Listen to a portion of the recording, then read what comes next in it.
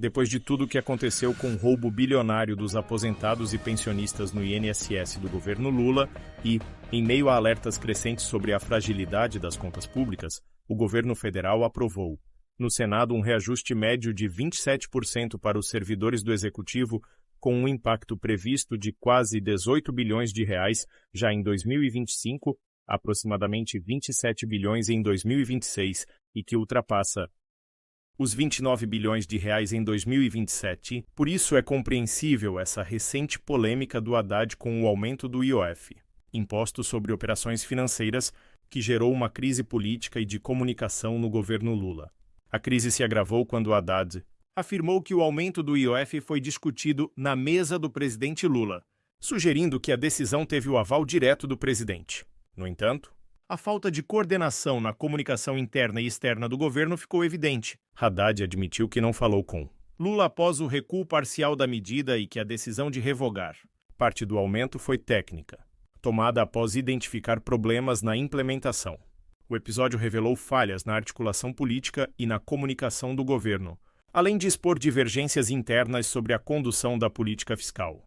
A crise do IOF se tornou um símbolo das dificuldades enfrentadas pelo governo Lula em implementar medidas econômicas sem gerar instabilidade política.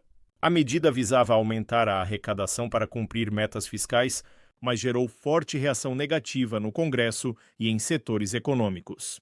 O presidente da Câmara dos Deputados, Hugo Mota, chegou a afirmar que o Congresso poderia derrubar o decreto e que a medida poderia prejudicar a reeleição de Lula. Veja o que ele falou na coletiva de imprensa sobre o caso. E eu penso que o governo tem que aproveitar esse momento para não tomar uma medida pontual de aumento ali de impostos, usando até um tributo que tem questionamento sobre a sua legalidade ou não, muitas vezes ali transparecendo uma atitude pontual, não uma coisa estruturante, meio que uma gambiarra, do que nós podemos discutir algo de médio e longo prazo, que eu penso que é isso que melhorará o ambiente econômico, e não apenas aumentou-se a despesa, aí vem, dá um jeito, aumenta mais um tributo. Amanhã aumentou mais a despesa ou a receita não foi condizente, se aumenta mais um tributo. Então, é essa instabilidade e essa insegurança que afugenta investimentos, é isso que faz o país não ter um ambiente econômico estável para que as nossas atividades e aquilo que vai ajudar a desenvolver o Brasil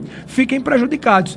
Importante dizer que esta casa aqui não faltou em nenhum momento as medidas que foram enviadas pelo Ministério da Fazenda e pelo governo e foram aqui aprovadas, tanto aqui como no Senado Federal, e isso foi dito ontem ao ministro Haddad, renovando assim a nossa relação de muito espírito público nessas tratativas. Então, essa posição nossa com relação ao IOF é porque nós temos um ambiente que há 2 anos e 5 meses, todas as medidas que aqui chegaram visaram o aumento da arrecadação.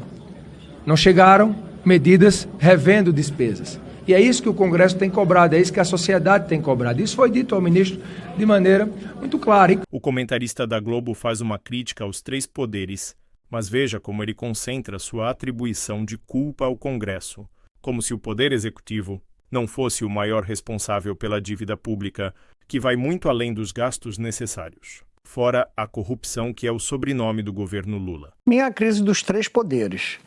Executivo não quer cortar, então fica inventando IOF. O Legislativo quer gastar e está gastando cada vez mais. E o Judiciário não quer nem que se fale dos gastos dele, inclusive alguns inconstitucionais. Então, não é um problema só do Ministério da Fazenda, é um problema de todo mundo, é um problema do Estado brasileiro.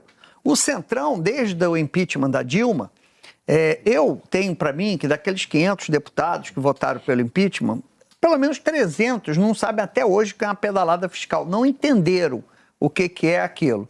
Votaram pelas condições políticas que faltavam para Dilma naquele momento.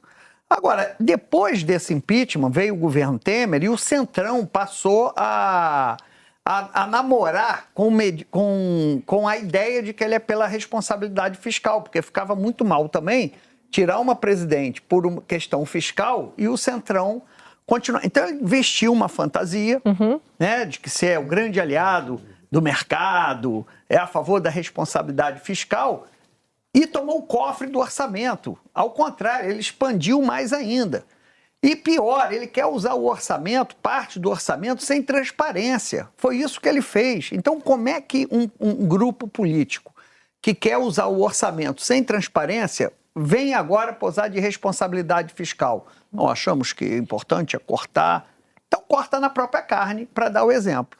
Então, acho que transcende o problema do Haddad, que realmente faltou faro político.